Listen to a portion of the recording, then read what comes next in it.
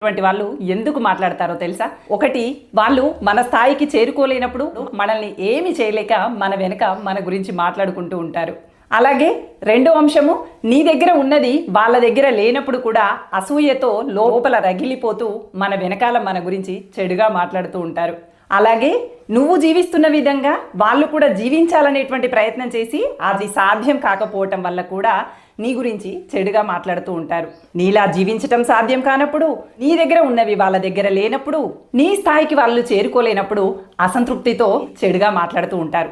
అంత మాత్రం చేత ఆ మాటలు నీ చెవిన పడగానే ఎందుకు రగిలిపోతావు? వాళ్ళకన్నా గొప్ప స్థాయిలో ఉన్నావని అర్థం చేసుకుని నవ్వి ఊరుకో. మీ వెనకాల చెడు మాటలు మాట్లాడినటువంటి వాళ్ళ గురించి అస్సలు పట్టించుకోకండి. ఆ విన్న వాళ్ళు వచ్చి మీతో చెప్పినప్పుడు, ఇదిగో నన్ను చూసి నా వ్యక్తిత్వాన్ని నిర్ధారించుకో తప్ప ఎవరో చెప్పినటువంటి మాటల్ని బట్టి కాదు అని చెప్పి వాళ్ళకి చిరునవ్వుతో చెప్పి వదిలేయండి. అంతేకాని ఇలాంటి అంశాల పట్ల